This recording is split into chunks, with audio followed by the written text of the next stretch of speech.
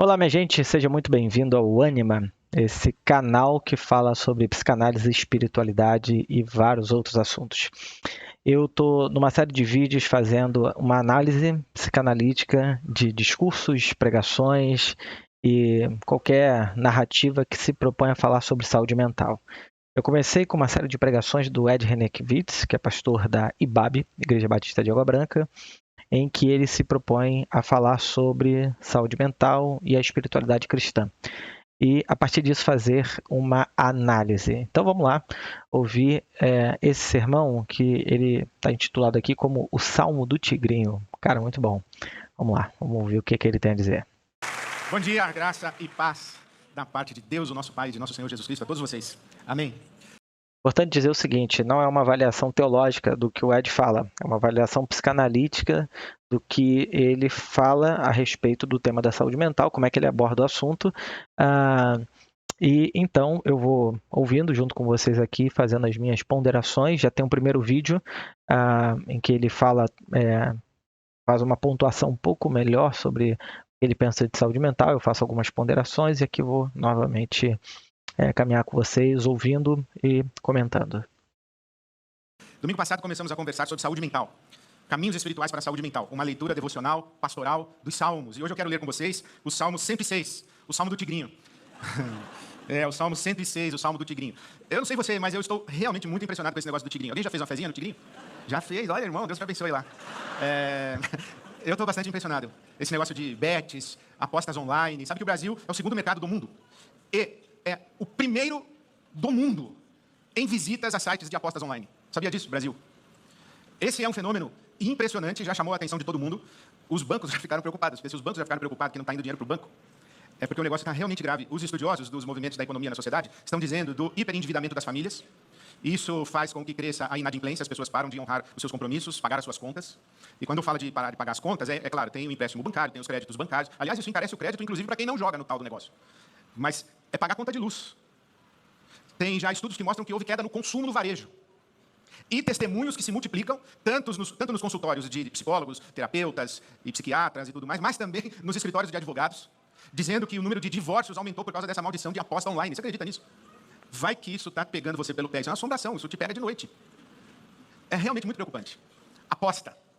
Aposta online é viciante. Viciante porque eu comecei a estudar isso, a questão da neuropsicologia.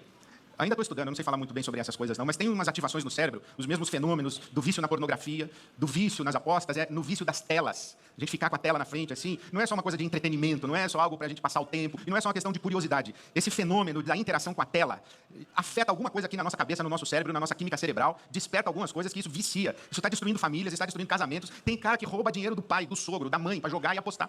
Eu digo cara, mas deve ter mulher também. Pois é interessante, né, essa questão do jogo no Brasil, porque se a gente for analisar, o Brasil é a segunda maior nação cristã do mundo. E a gente aqui tem um fenômeno muito interessante que não só a casa de apostas é muito forte, como também igrejas, espiritualidade em que se oferece de maneira quase que mágica e milagrosa certas curas, milagres, sinais, prodígios, coisas extraordinárias, sem muito comprometimento da pessoa que está vivenciando aquilo, né? Eu diria que, em primeiro lugar, essas questões de jogos de aposta, jogos de azar, ela tem de um lado um pensamento mágico, né? Um pensamento mágico no sentido de que eu acredito que em algum momento, fazendo esse caminho mágico, eu vou chegar à vida que eu sempre sonhei. E por outro lado, você tem a voracidade, que eu acho que nessa pregação é, para mim, o ponto central. Voracidade e inveja. Essas duas palavras eu acho que guiam a conversa aqui da fala do Ed hoje, né? Mas é interessante como que a gente tem gente que pensa que isso é um vício em dopamina, né? Um vício em alguma coisa hiperestimulante. Mas eu diria que antes de vir o vício, vem o desejo humano voraz de ter sempre mais e tudo, né? Na psicanálise, a voracidade está muito associado a a ação do bebê de sugar o seio da mãe e absorver dela tudo o que ela tem. E isso tem muito a ver com a inveja também. Então, acho que talvez ele vai caminhar por esse por esse caminho aí, e a gente vai parando aqui e conversando um pouco mais sobre isso. Então, esse negócio é muito preocupante. E eu fiquei pensando nisso. Aqui tem o Salmo do Tigrinho. Porque o Salmo 106 é uma história surreal. A gente só acredita porque está na Bíblia, evidentemente. Mas é uma história que o Salmo 106 conta a história da saída do povo de Israel do Egito, ali 420 anos de escravidão, e Deus tira o povo de Israel do Egito, rumo à terra de Canaã. Diz a palavra de Deus que Deus, com sua forte mão, conduziu o povo de Israel da saída do Egito pelo deserto até a terra de Canaã, usando as mãos de Moisés. Então, por Moisés, Deus conduz o povo. Vem aqui no Egito, você conhece essa história das 10 pragas, as manifestações do poder de Deus, até a última praga, a morte dos primogênitos, quando se estabelece a celebração cerimonial da Páscoa. Então, tem essa manifestação maravilhosa dos grandes feitos poderosos de Deus aqui no Egito. Tira o povo, guia o povo pelo deserto, de dia com uma coluna e uma nuvem, mas à noite com uma coluna de fogo, guiando o povo. Concede ao povo água no deserto, alimento, que é o maná, no deserto. Eles andam pelo deserto, mas as suas roupas não são consumidas, não envelhecem. As suas sandálias não envelhecem, não se desgastam. Então há uma manifestação muito poderosa de Deus na vida desse povo. Entretanto, o Salmo 106 vai contar como é que o povo de Deus reage a esse Deus na sua travessia, saindo da escravidão do Egito para a terra de Canaã. Então veja aí o Salmo 106, o que diz a sua Bíblia, versículo 6. Pecamos como nossos antepassados, fizemos o mal e fomos rebeldes. No Egito, versículo 7 do Salmo 106, no Egito. Então lá no Egito, os nossos antepassados não deram atenção às tuas maravilhas, não se lembraram das muitas manifestações do teu amor leal e rebelaram-se junto ao mar vermelho. Ora, quando o povo está saindo do Egito e chega no mar vermelho, diante do mar vermelho, o povo já começa a reclamar com Moisés, dizendo assim, foi para isso que você nos tirou do Egito, para a gente morrer aqui agora? Olha o exército egípcio vindo atrás da gente. Então, já no primeiro momento, eles começam a murmurar e começam a reclamar. Deus manifesta o seu poder, mas aí quando eles saem, chegam diante do mar vermelho, já começam a murmurar, já começam a reclamar, dizendo assim, era melhor nem ter saído de lá. Então, lá no Egito, diante do mar. Versículo de número 13. Se esqueceram do que Deus tinha feito, não esperaram para saber o seu plano, dominados pela gula no deserto, agora eles já atravessaram o mar vermelho, agora estão no deserto. Dominados pela gula no deserto, puseram Deus à prova nas regiões áridas. Versículo 16. Tiveram inveja de Moisés e de Arão no acampamento. Então agora eles estão acampados no deserto, estão alimentados, tem água, tem alimento, tem o cuidado de Deus, tem a nuvem. Os caras vão para o deserto e Deus providencia uma sombra. Então eles estão à sombra, com água, com alimento, atravessando rumo à terra prometida, mas no deserto, no acampamento, eles ficaram tomados de gula e inveja. Versículo 19. É o que é interessante, né? Gula e inveja são duas palavras que se retroalimentam e parece que a mentalidade judaica já sabia de alguma maneira disso, né? Como que essas coisas estão muito próximas e muito associadas. A Melanie Klein, uma psicanalista muito importante, que fundou, de certa maneira, um tipo de pensamento dentro da psicanálise, ela vai fazer também essa associação, né? Então, gula e inveja, voracidade e inveja são duas coisas que caminham mais ou menos juntos, quase que sempre, né? 9. Em Horebe, fizeram um bezerro que adoraram um ídolo. É rir para não chorar, né, irmãos? É tragicômica, essa história aqui é tragicômica. Em Horebe, fizeram um bezerro, adoraram um ídolo de metal, trocaram a glória deles pela imagem de um boi que come capim. Esqueceram-se de Deus, o seu Salvador, que fizera coisas grandiosas no Egito, maravilhas na terra de Cã e feitos temíveis junto ao mar vermelho. Versículo 24. Aí, tudo bem, Deus vai cuidando dos caras, eles vão se rebelando, eles vão fazendo essas traquinagens todas, mas aí Deus os leva para a terra prometida. Aí eles chegam em Canaã, a terra da prosperidade, da abundância, do shalom de Deus, daquela abundância de Deus. Quando chegam na terra de Canaã, versículo 24, também rejeitaram a terra. Também rejeitaram a terra desejável. Não creram na promessa de Deus. Queixaram-se em suas tendas e não obedeceram ao Senhor. Versículo 28. Sujeitaram-se ao jugo de Baal. Comeram sacrifícios oferecidos aos ídolos mortos. Versículo 34. Eles, em vez de combaterem as nações e os povos que ocupavam a terra, em vez de lutarem em nome do Senhor, como Deus os havia ordenado, em vez disso, misturaram-se com as nações e imitaram as suas práticas. Em vez de afirmarem a sua identidade singular como povo de Deus em Canaã, eles se misturaram com as nações e imitaram as suas práticas. Versículo 37. Sacrificaram seus filhos e suas filhas aos demônios. Derramaram sangue inocente, o sangue de seus filhos e filhas, sacrificados aos ídolos de Canaã. E a terra foi profanada pelo sangue deles. Tornaram-se impuros pelos seus atos. Prostituíram-se por suas ações. Versículo 43. Embora persistissem em seus planos de rebelião e afundassem em sua maldade, Deus os livrou e deles cuidou. É incrível, né? Como que o povo de Deus, objeto do cuidado de Deus, beneficiários das bênçãos de Deus, testemunhas testemunhas de primeira mão das manifestações poderosas de Deus, como é que esse pessoal consegue dar as costas para Deus, viver murmurando, reclamando, viver uma insatisfação crônica, uma memória constante do tempo do Egito. Porque o que esse povo diz enquanto atravessa o deserto nós aqui no deserto, era melhor no Egito. Pois é, aí eu acho que tem um fator muito interessante, né? Conhecendo um pouco essa história bíblica, o fato é que há uma relação aí de de inveja, né? A inveja é esse sentimento, a palavra inveja vem de invider, que é de você não ver, não enxergar, né? Só que a inveja, do ponto de vista da psicanálise kleiniana, ela tem duas maneiras de acontecer dentro do nosso aparelho psíquico. De um lado, a inveja, ela, bom, voltar um pouco, né? A inveja, ela sempre nasce da admiração. Esse é o primeiro ponto, a admiração. E a admiração, ela abre dois caminhos. O primeiro caminho é admiração e gratidão. O segundo caminho é admiração, raiva e querer atacar esse objeto admirado, amado e invejado. No caso desse segundo caminho, você tem a ação direta em relação a isso. Então, o que acontece, por exemplo, pessoas que assaltam as outras porque querem ter aquele objeto de desejo que elas acham que deveria ser dela e não é dela.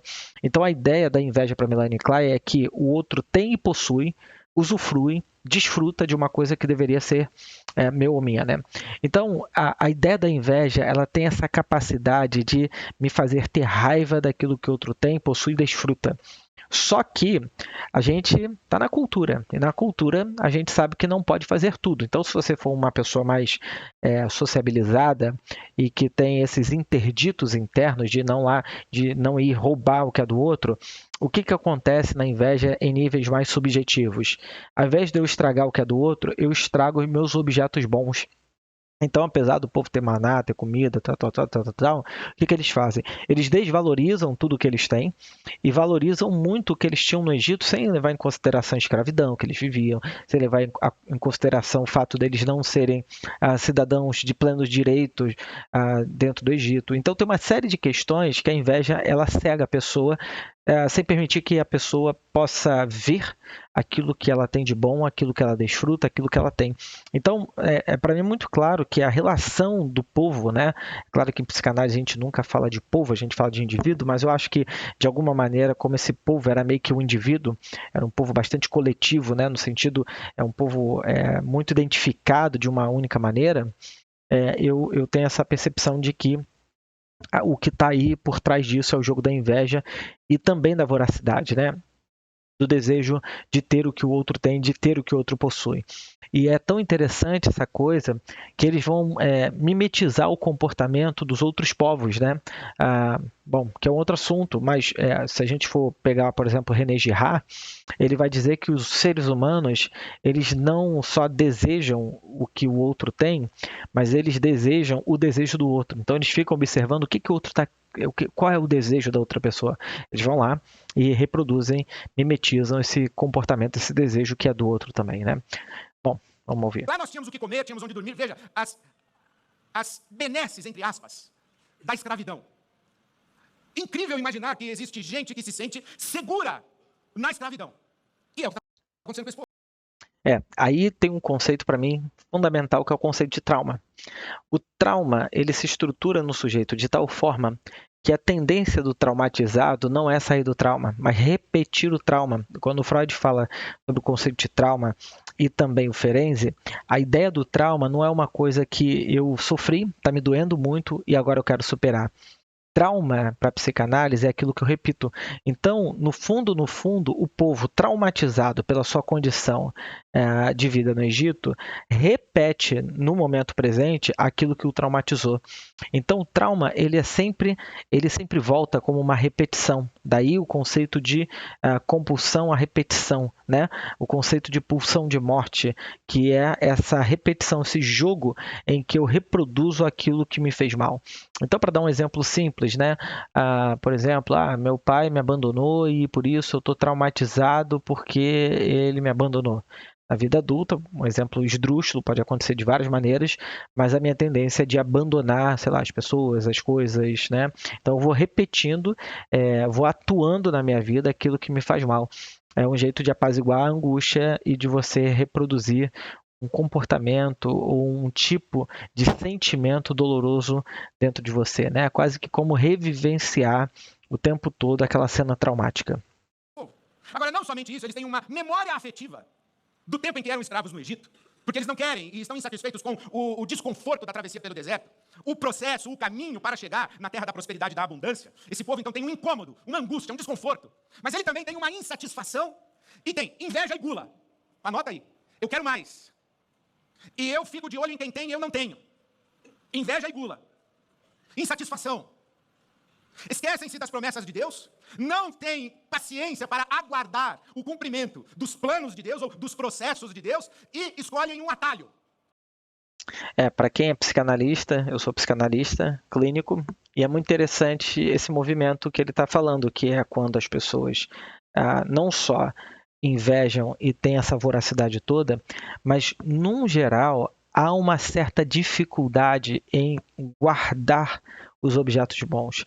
Geralmente, a inveja, ela, vou usar uma expressão assim, ela joga para fora, ela excrementa as coisas boas dentro da pessoa. Ela não consegue segurar coisas boas. Então, ela está o tempo todo jogando para fora tudo, né? Ela fica esvaziada, esse sentimento. Então, obviamente que isso vai acontecer, né? Eles não vão conseguir guardar dentro deles o bom sentimento de estarem livres agora, o bom sentimento de não estar mais escravizado, o bom sentimento de ter comida de graça, o bom sentimento, enfim, de uma série de coisas. Então, eles estão jogando para fora tudo, né? Que é um outro lado também dessa voracidade, né? E da inveja. Qual é o atalho? Os ídolos. Se Deus não me dá, e se Deus demora, e se Deus me dá de um jeito que me é desconfortável, e se Deus tem um processo com o qual eu não concordo, eu acesso um ídolo. Será que você consegue perceber, ou será que eu estou pensando corretamente, que tem um mecanismo aqui, que é desconforto, insatisfação, desejo de algo mais, descrença na possibilidade de acesso ao algo mais pelo caminho natural, o natural, inclusive, entre aspas, porque é um natural conduzido por Deus, com a forte mão de Deus.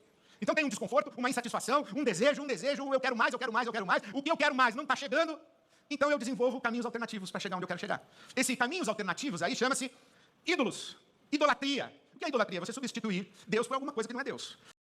Em termos psicanalíticos, o que eu poderia pensar? Que eles estão fazendo uma reparação maníaca, que é quando a pessoa encontra objetos auxiliares ou coisas auxiliares para não ter que lidar com a reparação, talvez, dessa culpa verdadeira, porque a culpa verdadeira é um sentimento importante, difícil de aparecer, mas ela repara e muda o caminho de uma pessoa, né?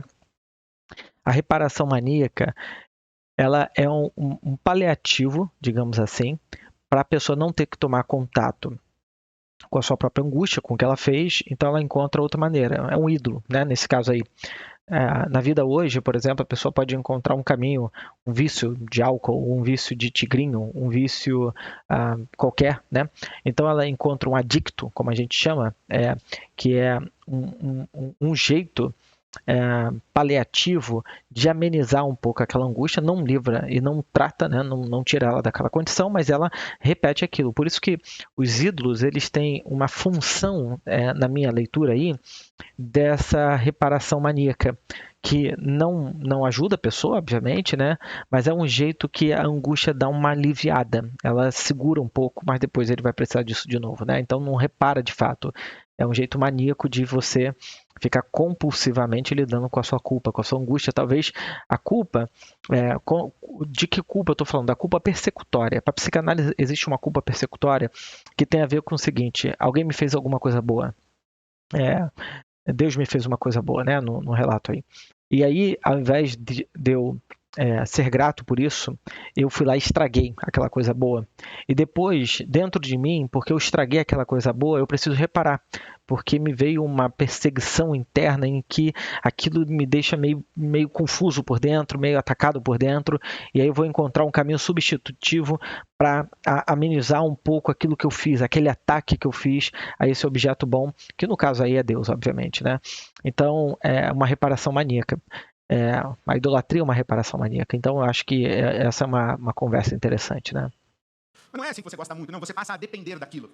Você põe a sua confiança naquilo, você põe a sua esperança naquilo. Você acredita que é aquilo que vai trazer solução para a sua vida, é aquilo que vai trazer satisfação para o seu desejo, é aquilo que vai resolver a sua infelicidade, é aquilo que vai resolver a sua necessidade crônica. É aquilo que? O ídolo. Pois é, porque o ídolo se torna um objeto substitutivo em que eu reparo de maneira maníaca os meus objetos persecutórios. Então, na prática, é quando eu fico tão angustiado com alguma coisa que eu preciso amenizar aquilo, né? Então, é um caminho, é uma compulsão, uma repetição, é um processo de thanos, né? De morte, de pulsão de morte e não de vida. E é claro, as idolatrias hoje elas são um pouco mais sofisticadas. Tem muita gente que faz atalho para vai resolver a Olha sua só, necessidade crônica. é a É menininha aquilo que é o dançando, ídolo. E é claro, as idolatrias hoje elas são um pouco mais sofisticadas. menininha dançando aqui no fundo agora que eu vi. Muito bom. Tem muita gente que faz atalho para a riqueza, para o sucesso, para a prosperidade. A gente sabe disso que faz atalho pelo crime. É bandidagem mesmo, é corrupção, é entrar no esquema, no sistema, é se valer de caminhos ilícitos, enfim, é virar criminoso, virar bandido e criminoso. O bandido mesmo, que assalta, que não tem dinheiro, ganha um salário de miséria, não consegue nem viver, quanto mais comprar um celular, um tablet, um tênis. Então ele assalta mesmo. Já que eu não vou conseguir trabalhando, eu assalto mesmo. Eu roubo. É crime. Mas a justificativa tem alguma coisa ali que eu desejo, está ao alcance das mãos, mas não das minhas mãos. Ele tem o tênis, ela tem o tablet, ele tem a casa, ele tem o carro, eu não tenho. Eu vou dar um jeito de ter. Se não é pelo caminho correto, é pelo caminho ilícito. Mas eu vou ter. Pois é, essa coisa da voracidade, né? Da voracidade da inveja, né? Eu tenho que encontrar um meio de conseguir isso, né? Porque a voracidade, quando não encontra um limite, ou melhor dizendo, quando não encontra uma satisfação, ela sempre. O jogo é o seguinte: se eu posso, eu devo. Isso é voracidade. Eu posso, eu devo. Está ao meu dispor, então eu devo. E o oposto dessa voracidade toda seria encontrar um jeito de se satisfazer, se achar o limite para si mesmo daquilo que você precisa. Não é se eu posso, eu devo, eu tá suficiente para mim, eu estou satisfeito com isso, então eu paro por aqui, né? Então a voracidade ela tem muito a ver com isso. Então a gente sabe disso. Agora tem uma sutileza maior. O que eu estou muito impressionado, inclusive estou impressionado com esse fenômeno Pablo Marçal, estou impressionado com a cultura coaching, estou impressionado com o púlpito de teologia coaching, estou impressionado com esse negócio de, olha, se você se esforçar bem, se dedicar muito, com a mentalidade certa, você chega lá. Truque, gente, é mágica. Não funciona assim. Responsabilizar o indivíduo pelo seu sucesso e a sua prosperidade, desconsiderando todo o contexto social, econômico, toda a desigualdade das estruturas da nossa sociedade, todas as dificuldades de acesso a terminar o primeiro grau, a chegar no fim do segundo grau, a fazer uma faculdade, que imagina lá fazer um mestrado e um doutorado. Tanta dificuldade no Brasil para fazer esse caminho, e pior, o sujeito faz a bendita faculdade, faz o mestrado, faz o doutorado e dirige Uber. Porque toda a qualificação profissional dele não foi suficiente para ele colocar-se no mercado. Não tem emprego. Não tem oportunidade justa nesse país. Aí vem um sujeito dizer para mim que se eu trabalhar bastante com a mentalidade certa, eu chego lá.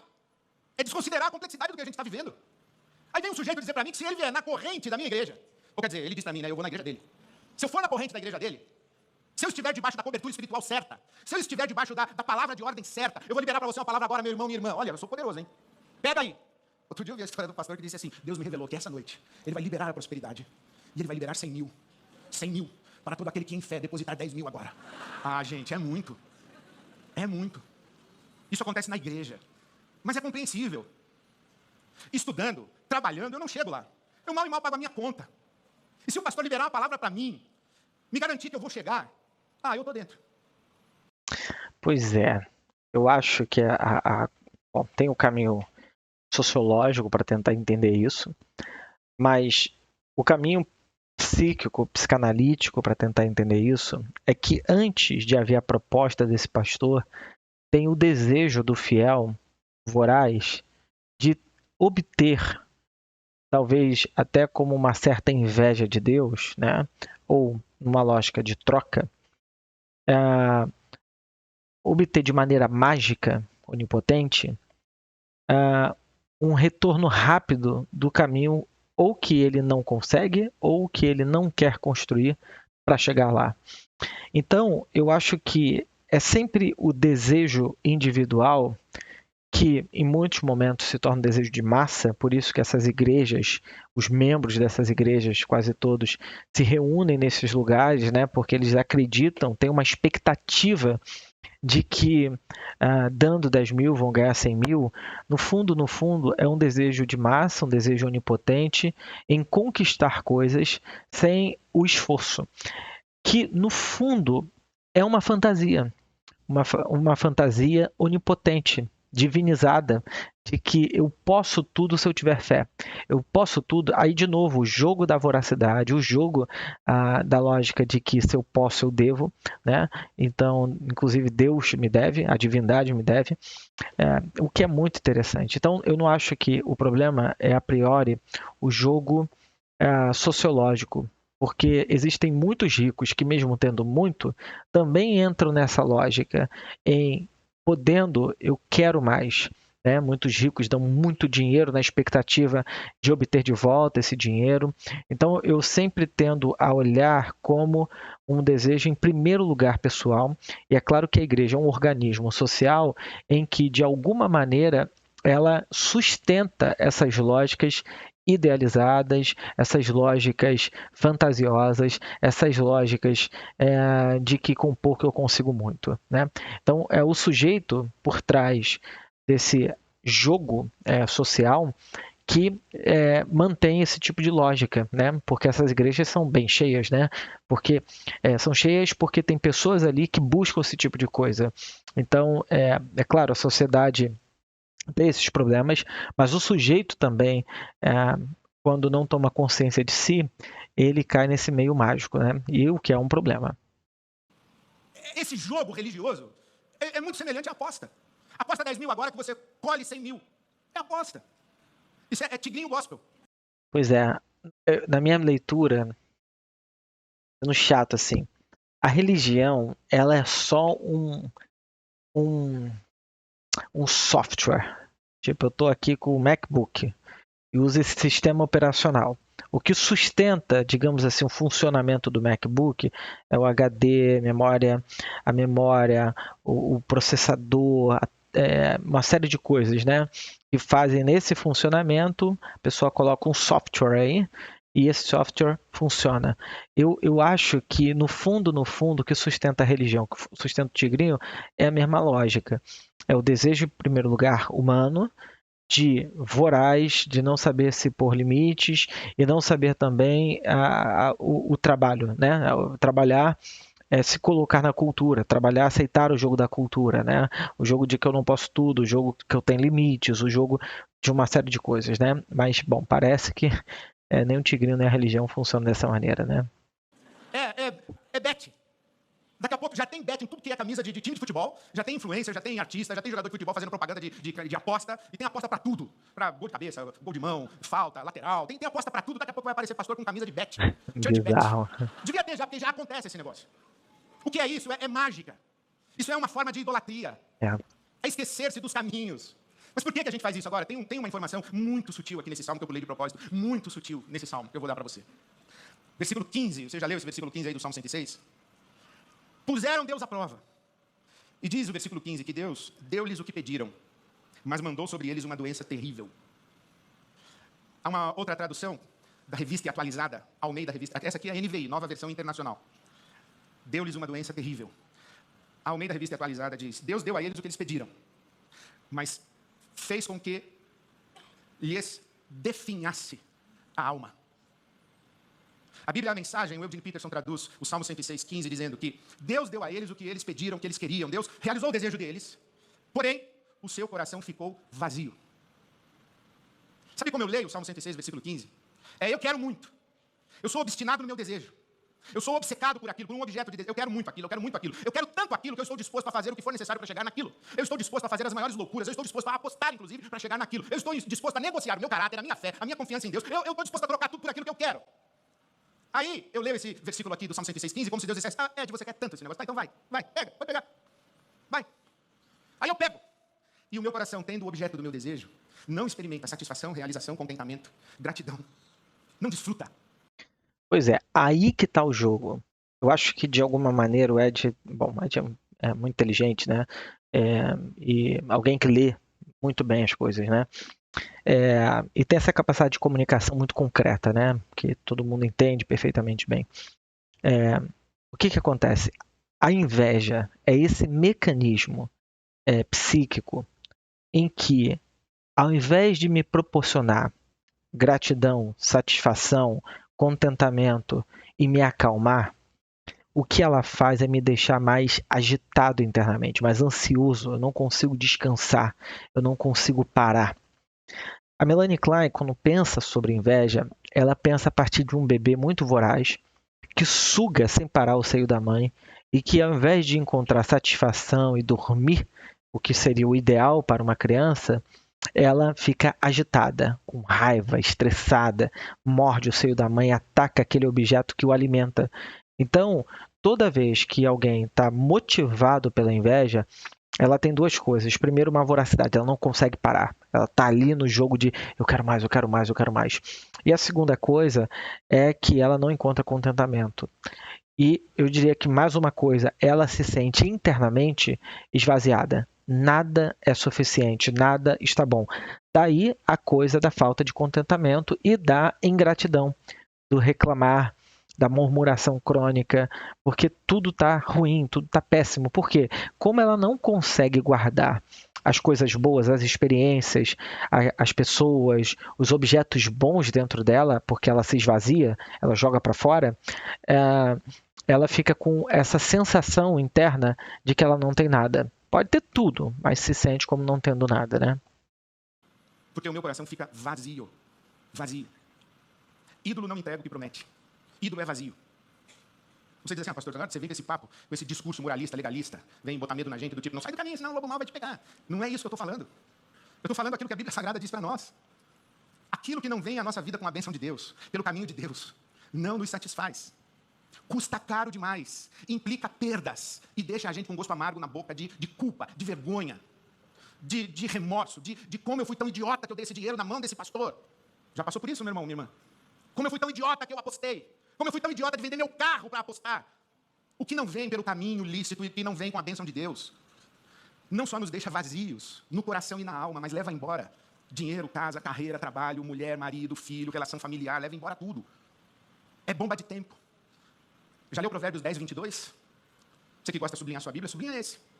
Provérbios 10, 22 diz assim, a bênção do Senhor traz prosperidade e não acrescenta dores. Gente, prosperar no mundo é fácil. É fácil. O que é difícil é prosperar sem dores. O que é difícil é prosperar sem efeito colateral, sem dano colateral, sem sequela, sem sacrifício de valores que deveriam ser inegociáveis. Isso aí é difícil. A bênção do Senhor traz prosperidade, mas uma prosperidade que não vem com dores, com prejuízos. Eu faria uma leitura psicanalítica dizendo que a bênção do Senhor, nesse sentido, é quando eu sou motivado por uma voracidade boa, porque a voracidade não é de todo ruim, mas não é invejosa, né?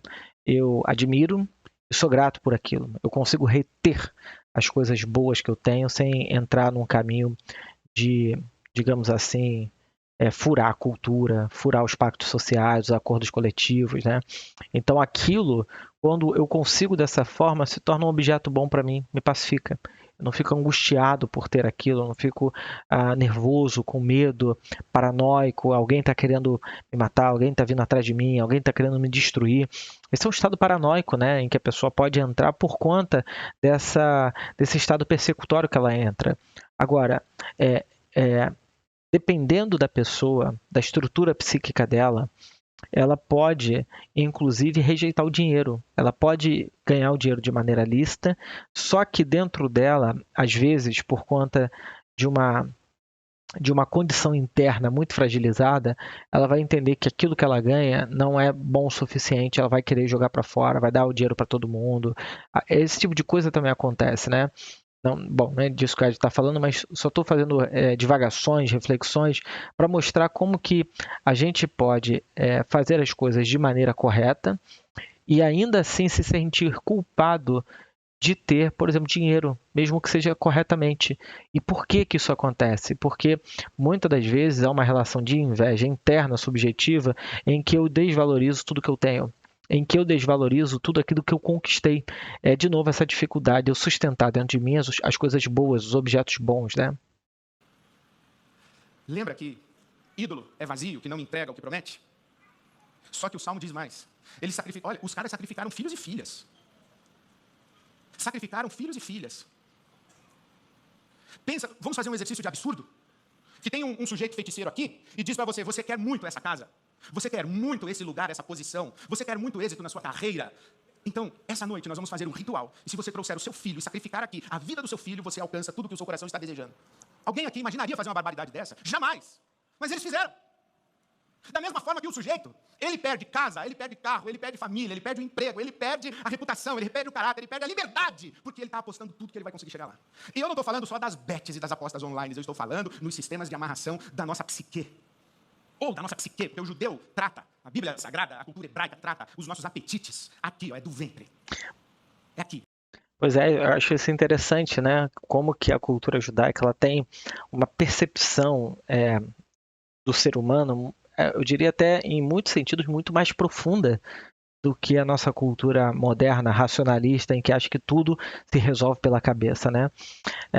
Por que eu estou dizendo isso? Porque essa voracidade, essa coisa que vem do estômago, né? Que vem desse lugar íntimo nosso, é o que realmente motiva a gente, né? Eu fico pensando, Freud era um judeu, e ele é quem cria a psicanálise. Melanie Klein era filha de um talmudista.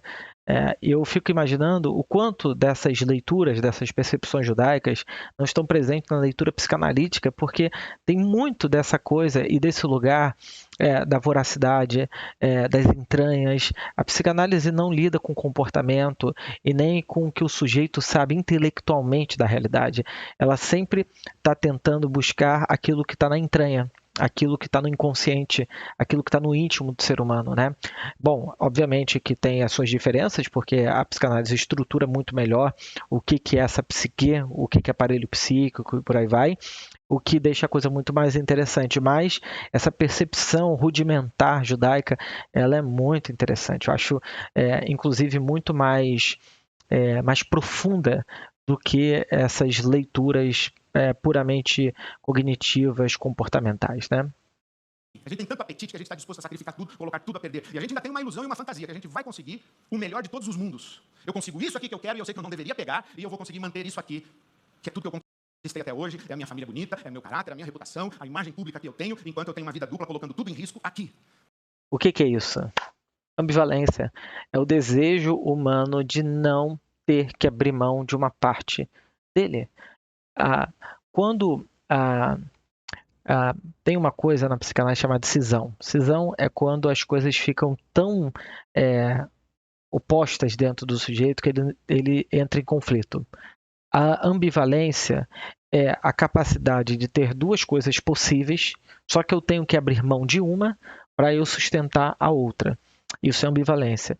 Lidar com a ambivalência da vida, lidar com esse luto de ter que perder uma parte é muito desafiador e exige muita maturidade das pessoas. Então, o que o Ed está falando é que a voracidade ela não quer lidar com uma perda, um lado. Eu não quero perder uma coisa, eu quero ter tudo. Eu quero ter tudo ao mesmo tempo. E isso causa realmente muita angústia e muito sofrimento, né? A gente vai alimentando essas fantasias. E a Bíblia vai dizer que os ídolos não são somente vazios, e eles não são apenas ilusões, eles são demônios. E por que demônios? O que é um demônio? O demônio é aquilo que subtrai o nosso juízo.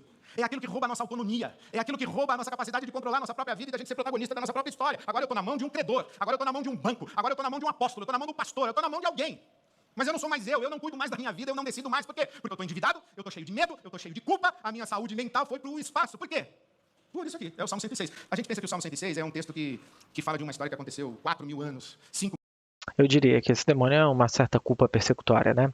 Que fica dentro do sujeito, mexendo nas fantasias. Às vezes a pessoa sonha com aquilo, fica com medo, eu vou ser descoberto, alguma coisa vai acontecer, alguma tragédia vai acontecer. Ou quando ele ganha dinheiro, né? Ele pode ganhar dinheiro e de repente ele ganha dinheiro e fica tão perseguido internamente com aquilo que acha que alguma coisa vai acontecer, tem que dar esse dinheiro para todo mundo, tirar dele. De novo, são esse lado de morte, né? Esse lado persecutório que desorganiza o sujeito, fazendo não tomar decisões lúcidas, consciente do que ele quer, do que ele gosta, né? 5.000 anos atrás, não está acontecendo essa semana. Essa é a Bíblia. Fala de hoje. Fala das nossas entranhas, fala daquilo que nos move. Então eu quero ler para você Paulo a Timóteo, capítulo 6 da primeira carta. De fato, a piedade com contentamento é grande fonte de lucro, pois nada trouxemos para este mundo e nada dele podemos levar. Por isso, tendo o que comer e com que vestir, nos estejamos com isso satisfeitos. Os que querem ficar ricos caem em tentação, em armadilhas e em muitos desejos descontrolados e nocivos que levam os homens e as mulheres a mergulharem na ruína e na destruição, pois o amor ao dinheiro é a raiz de todos os males. Algumas pessoas, por cobiçarem o dinheiro, desviaram-se da fé e se atormentaram com muitos sofrimentos. Versículo 17 de Timóteo, capítulo 6. Ordene aos que são ricos no presente mundo que não sejam arrogantes, nem ponham sua esperança na incerteza da riqueza, mas em Deus, que de tudo nos provê ricamente para a nossa satisfação. Satisfação, Deus nos provê ricamente para a nossa satisfação. Ordene-lhes que pratiquem o bem, sejam ricos em boas obras, generosos a ponto e prontos a repartir. Dessa forma, eles acumularão um tesouro para si mesmos, um firme fundamento na era que há de vir, e assim alcançarão a verdadeira vida. Gente, nós somos crentes, né?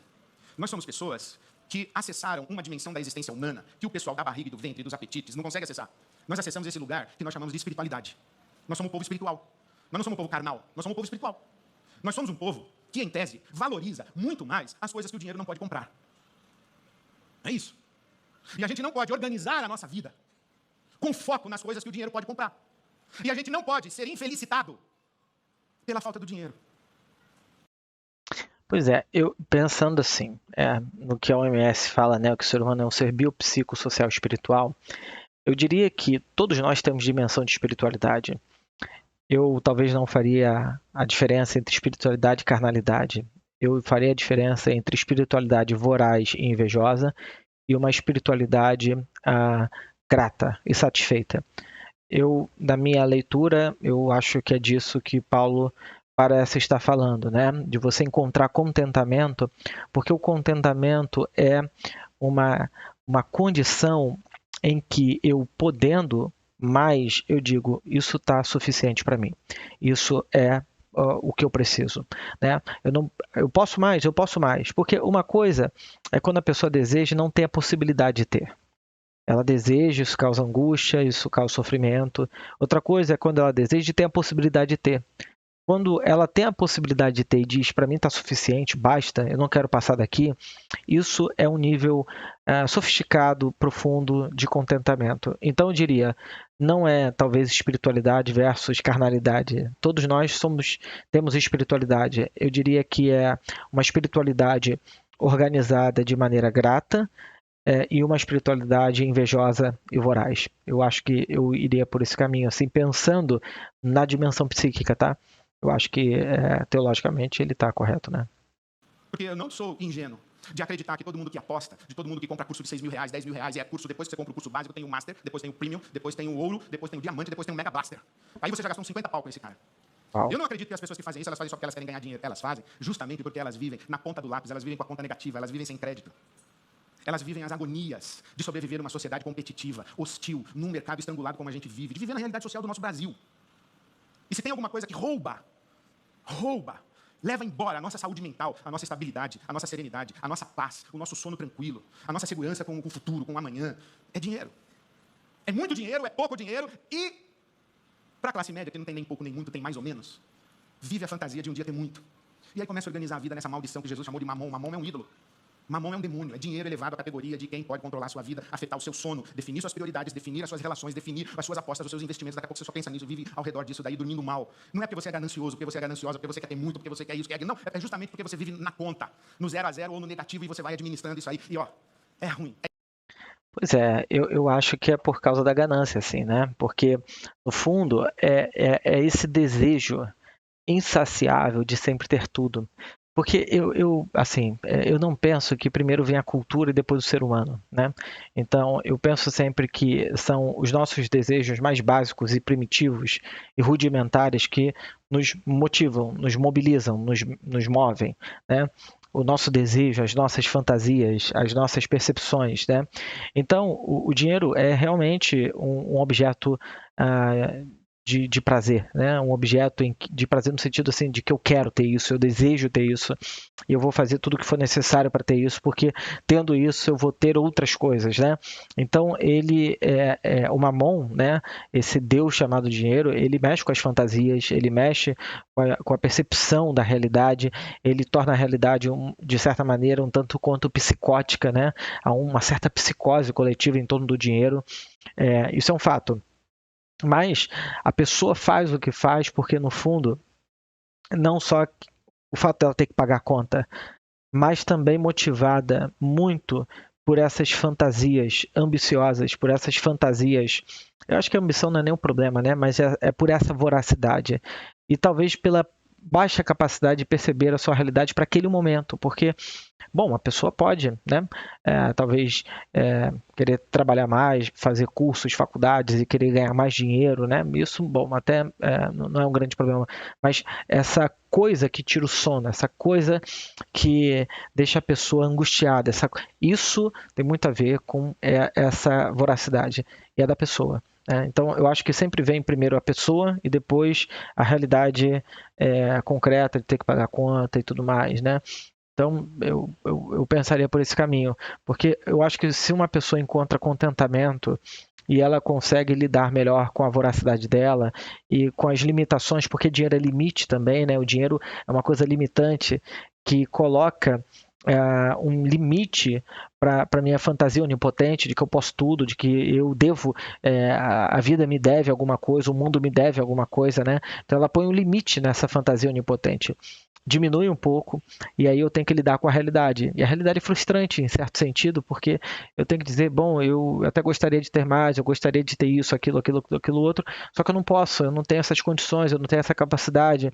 E se eu quiser, talvez eu vou ter que encontrar outros meios de trabalhar, outros meios de fazer mais dinheiro, talvez cobrar mais, por aí vai, né? Que é uma coisa muito desafiadora, porque você tem que lidar com o outro, com a realidade, com a cultura, com a sua formação, com uma série de coisas, né? É estressante, é desgastante, rouba a paz. Diz o ditado, né, que em casa que falta pão, todo mundo briga e ninguém tem razão. A Organização Mundial de Saúde define saúde mental como um estado de bem-estar em que eu posso ser eu mesmo, usar as minhas capacidades e habilidades para contribuir com a minha comunidade, com a minha sociedade. Um estado de bem-estar em que eu me recupero do estresse do cotidiano, porque viver é estressante. Agora imagina uma pessoa que vive dominada pela gula, pela inveja, insatisfeita, se metendo com um ídolo, sacrificando o que não devia sacrificar, acumulando dívida, rompendo relações, perdendo isso, perdendo aquilo outro, tendo culpa, vergonha, raiva. Como é que dorme? Não dorme.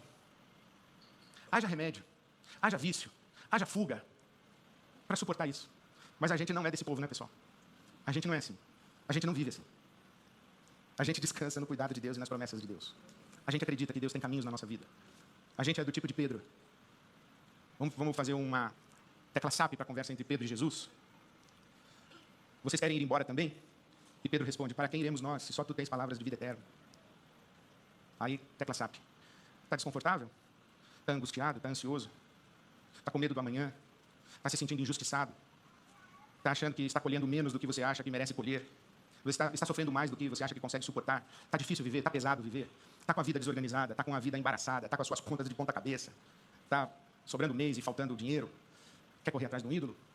Quer se meter na confusão das betes? Quer se meter na confusão das religiões feiticeiras? Quer se meter em negócios ilícitos? Quer encontrar atalhos? Aí a gente diz, não, Senhor, só tu tens palavras de vida eterna. Está difícil sim, Senhor. Está difícil. O deserto aqui está complicado. O deserto está complicado. E esse maná aí, todo dia comendo maná, não dá nem para dar uma variada aí, Senhor. Quer maná todo dia. Está complicado. Mas a gente não vai correr atrás dos ídolos e nem sacrificar filho e filha. A gente vai descansar no Senhor. Então eu queria que nós cantássemos juntos uma declaração de fé. E eu queria orar por você. Bom, eu vou terminar por aqui. Eu acho que agora o Ed vai trabalhar os aspectos pastorais da igreja dele, né? A respeito da pregação que ele acabou de fazer. Bom, essas são minhas percepções sobre o que ele falou. A partir da psicanálise, muito, né, das relações objetais, de onde eu parto, né? Do Freud, relações objetais, Melanie Klein, Winnicott, Bion e outros autores mais. Gostaria de saber o que você está achando dessa série de reflexões sobre a psicanálise, espiritualidade, discursos religiosos ou não religiosos, pode ser qualquer discurso. Gostaria que você, se tiver alguma fala que se pretenda a fazer essa ponte entre saúde mental e espiritualidade, seja pregação, seja vídeo, seja palestra, seja o que for, quiser compartilhar para eu fazer essas análises, eu acho que é interessante, tá bom? Então, termino por aqui, deixe seus comentários, por favor, curta esse vídeo, isso ajuda muito o canal, que está voltando aí para fazer essas pontes, e até o próximo vídeo. Aguardo vocês lá. Tchau, tchau.